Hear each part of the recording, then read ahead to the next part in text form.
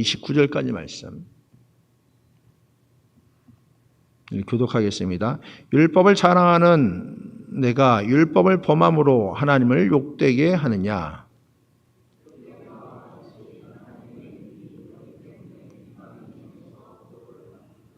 내가 율법을 행하면 할례가 유익하나 만일 율법을 범하면 내 할례는 무할례가 되느니라.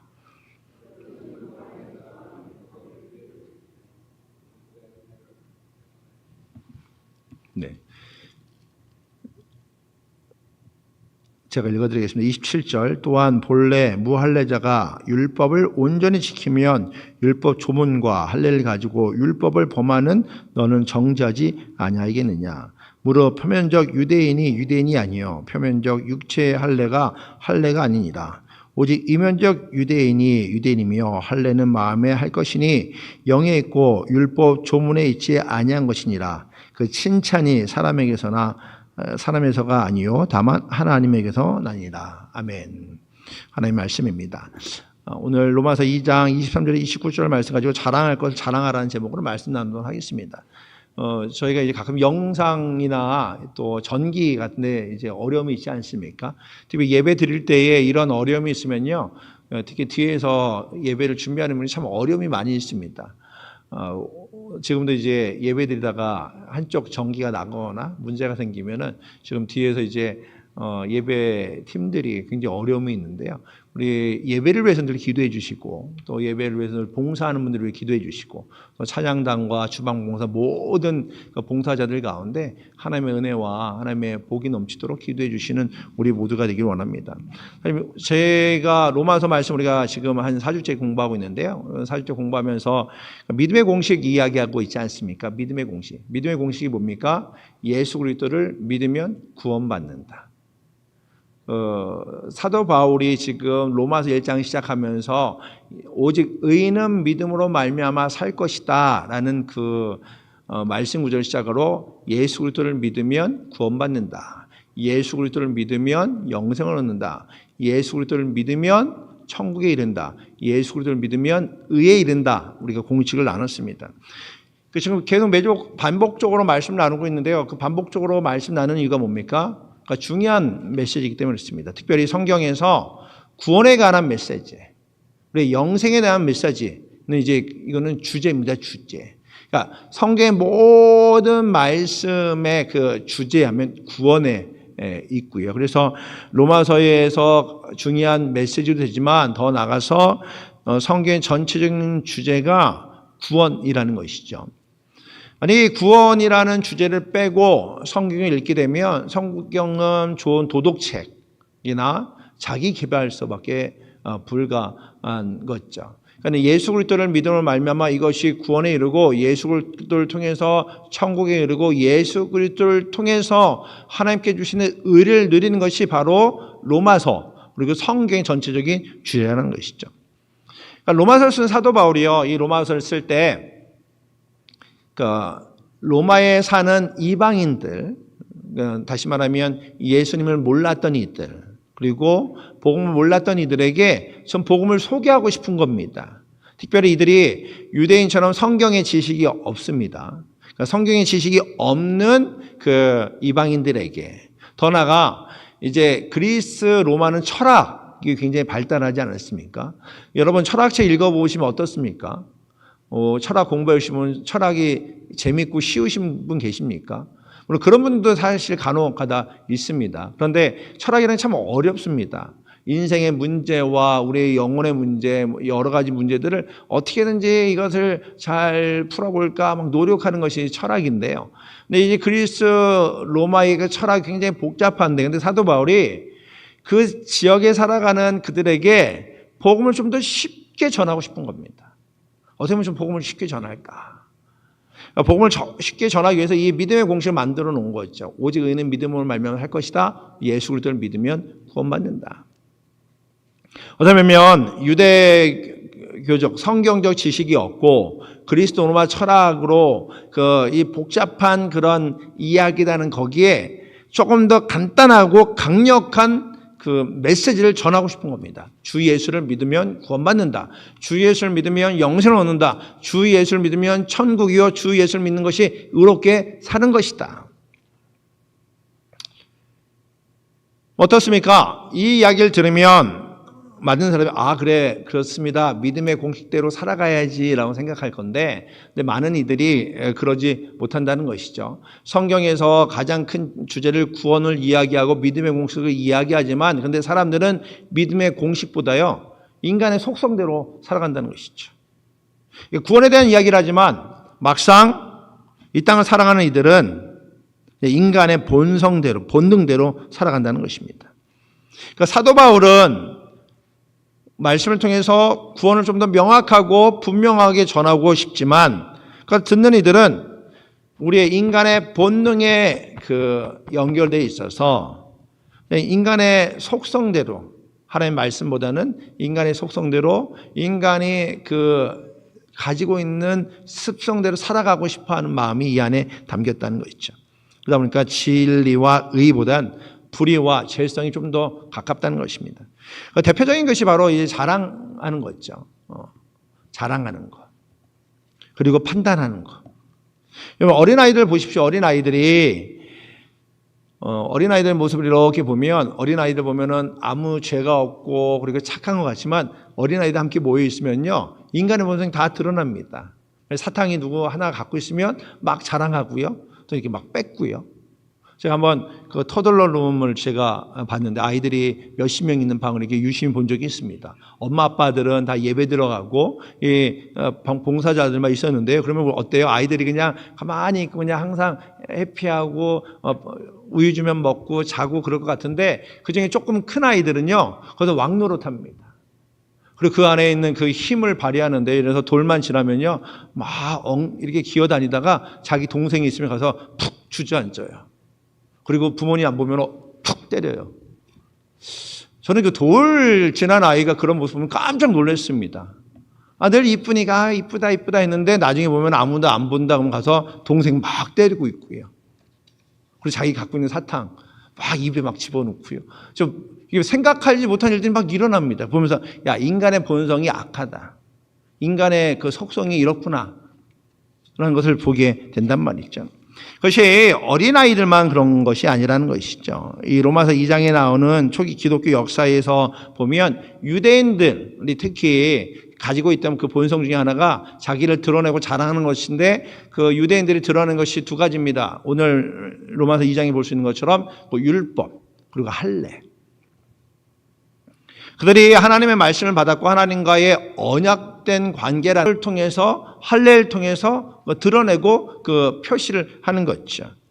그래서 그들은 하나님과의 약속을 육체적인 표현 그리고 언약의 나는 이방인들보다 우월하다 생각했습니다. 이것을 오늘 말씀을 통해서 사도 바울이 얼마나 이것이 위험하고 그리고 헛된 건지 지적하고 그리고 바뀌고 자랑함으로 교만의 모습을 드러내게 된다는 것이죠. 오늘 말씀을 통해 첫 번째 우리에게 주신 교훈이 있습니다. 많이 알면 아는 만큼 책임이 따른다는 것입니다. 아는 만큼 살아가는 것이 복되다는 것이죠. 그러니까 유대인들이 율법이 있다는 걸 자랑하지 않습니까? 많이 자랑합니다. 다시 말하면 내가 율법을 안다. 내가 율법을 아니까 내가 율법을 아니 내가 하나님을 가르칠 수 있는 율법을 가르칠 수 있는 선생의 위치에 있다라고 생각하는 겁니다. 그러니까 남보다 많이 알기 때문에 다른 이들을 가르치겠다 생각하는 것이죠. 근데 어때요? 율법을 많이 아는 것 그리고 많이 배우고 가르칠 수 있는 위치가 있다고 그것이 율법대로 의롭게 살아간다는 의미는 아니지 않습니까? 그러니까 지식으로는 성경의 지식이 있습니다. 율법을 잘 압니다. 근데 막상 삶에서는 그렇게 살지 못한다는 것이죠. 그러면은 율법과 모순된 삶을 살아간다는 것입니다. 이 말씀을 23절에도 보면 이 율법을 자랑하는 내가 율법을 범함으로 하나님을 욕되게 하느냐라고 이야기하고 있습니다. 우리가 배운 대로, 말씀을 배운 대로 살아가면 그 말씀을 배움으로 말미암아 그 하나님의 뜻이 이 땅 가운데 이루어지는 통로가 될 것인데, 근데 말씀대로 살아가지 못함으로 말미암아 그것이 하나님을 욕되게 하고 그리고 복음을 방해하는 요소가 된다는 것이죠. 우리도 이것이 주의할 것이 있습니다. 우리 그렇지 않습니까? 우리가 성경을 많이 읽습니다. 그리고 성경 공부도 하고 제자 훈련도 합니다. 또 말씀을 배워야 됩니다. 그래서 하나님을 아는 지식이 충만해야 하나님의 뜻을 깨닫고 이 땅 가운데 하나님의 뜻을 이루는 그리스도인으로, 그리스도의 제자로 살아갈 수 있죠. 교회 직분도 마찬가지입니다. 교회 직분이나 봉사 우리가 해야 됩니다. 받은 은혜가 많으니 그것을 나눠야 됩니다. 이 모든 것들 어떻습니까? 말씀을 읽고 듣고 말씀을 배우고 성경 공부를 하고 제자 훈련을 하고 그리고 말씀을 배워나가는 것처럼 교회에서 직분을 가지고 봉사하고 이 모든 것들이 하나님의 은혜 아닙니까? 쉽게 말하면 저와 여러분이 이 자리에 있는 것이 하나님의 은혜입니다. 은혜를 기억하면 은혜를 표현하고 하나님 감사합니다. 받은 은혜대로 살아가게 해 주십시오 라고 기도하고 그렇게 살아가야 된다는 것이죠.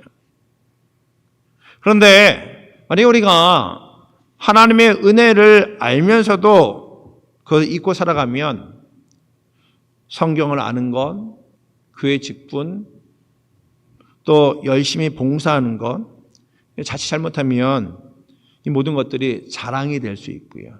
또 남을 판단하는 근거가 될 수 있다는 것이죠. 그리스도인들은요, 열심히 배운 만큼 삶에서 적용하며 살아갈 때 그것이 열매가 되는 것이죠. 우리가 살면서 하나님의 은혜를 받았으니 은혜를 드러내며 살아간다는 것이죠.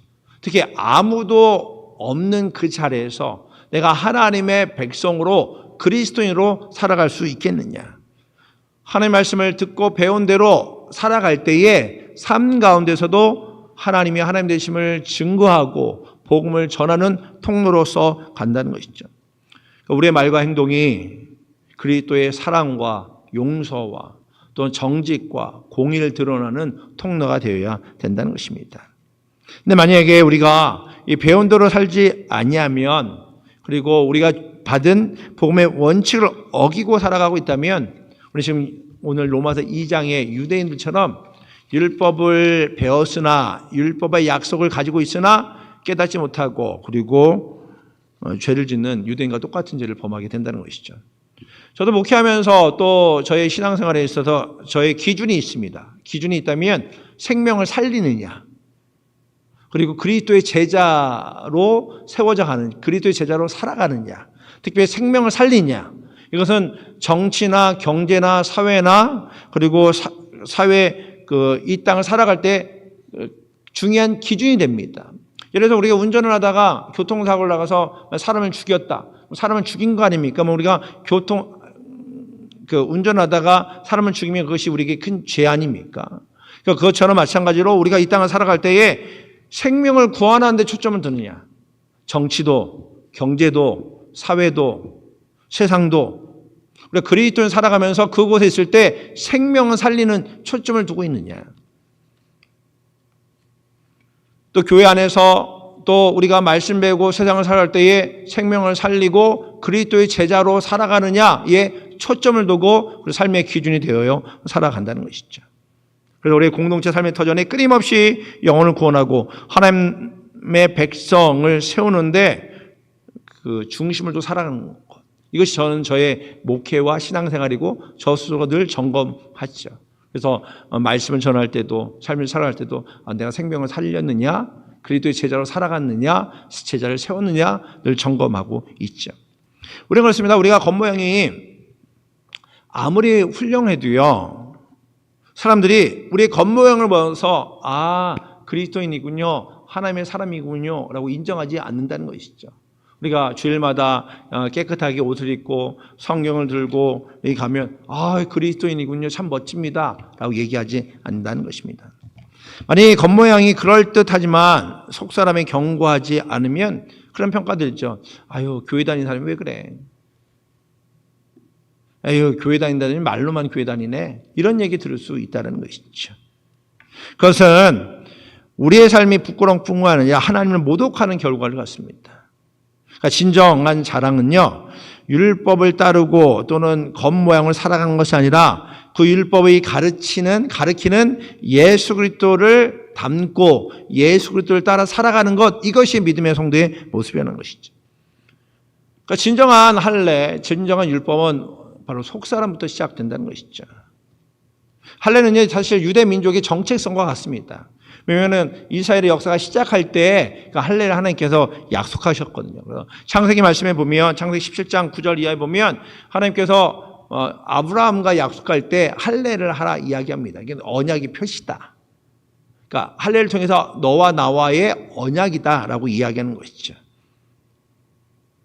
그러니까 하나님과 이스라엘 백성과의 언약의 표시가 할례고 율법인데, 그런데 사도 바울이 이제 단언하지 않습니까? 25절 말씀에 내가 율법을 행하면 할례가 유익하나 만일 율법을 범하면 내 할례는 무할례가 되는 거다. 그러니까 율법대로 살고 그 말씀대로 살아가면 그 할례 받은 것도 의미가 있지만, 만약에 말씀대로 살아가지 않으면 하나님께 언약이라고 하는 그 할례조차도 아무 의미가 없다라고 사도 바울은 단언하고 있단 말이죠. 아무리 몸에 할례의 표식이 있고 그리고 율법의 모습이 있다 할지라도 그 율법을 범하면 아무 의미가 없다는 것이죠. 오히려 율법을 알지 못하는 이방인이 그 말씀대로 살아가고 예수 그리스도의 가르침대로 살아가게 되면 오늘 이 말씀 27절 말씀처럼 율법을 자랑하고 불순종하는 자들은 정죄받을 것이다 라고 이야기하고 있는 것이죠. 사실 이거는 목사와 저희에게 도전적인 말씀입니다. 왜냐하면 우리에게도 그 할례가 있지 않습니까? 그러니까 자랑거리처럼 여기는 할례가 있습니다. 뭐 세례, 또는 직분, 신앙의 연수, 뭐 교회 사이즈, 뭐 또는 헌금 액수, 이게 눈에 보이는 겁니다. 신앙의 표시처럼 보입니다. 저도 사실 목사라는 그 직함이 있지 않습니까? 그러면 어디 가든지 김주일 목사입니다. 웨이코 주님에게 김주일 목사입니다. 이게 나의 그 겉모습이 드러난단 말이죠. 목사의 직함이 신앙의 그 외적인 표식, 표현일 수 있다는 말이죠. 외적인 표현이 어떻습니까? 저 같으면 이제 모태신앙입니다. 벌써 지금 50년 넘게 신앙을 했고요. 저희 집안, 저희 아내 집안은 다 4대째. 저희 자녀들은 5대째 신앙의 집안입니다. 그리고 저희 가족들 보면 다 감리교 목사들, 선교사들입니다. 그럼 어때요? 이런 것들이 자칫 잘못하면 겉모양, 자랑거리처럼 여겨질 수 있다는 것이죠. 외적인 행위나 표시, 그것이 하나님의 능력과 힘이 아니라는 것이죠. 외적인 것을 자랑하다 보면 자칫 잘못하면 그것이 위험하다는 것이죠.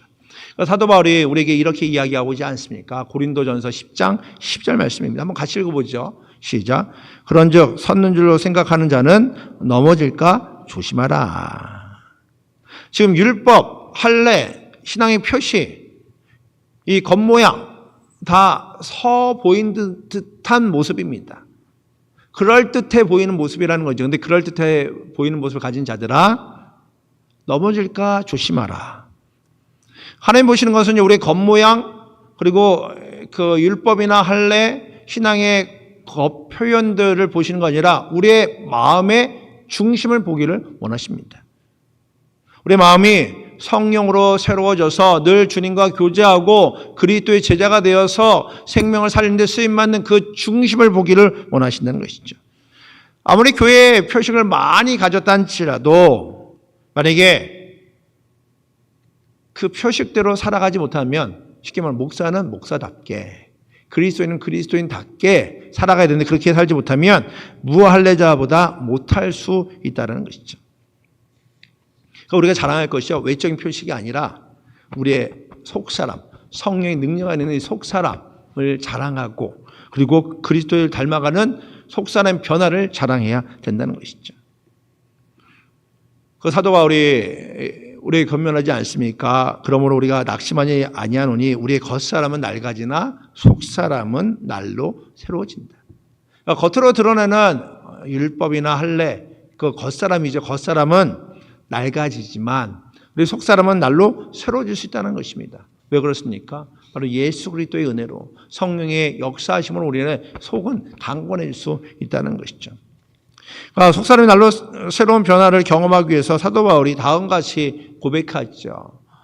갈라디아서 6장 14절 말씀입니다. 우리 같이 읽어볼까요? 그러나 시작.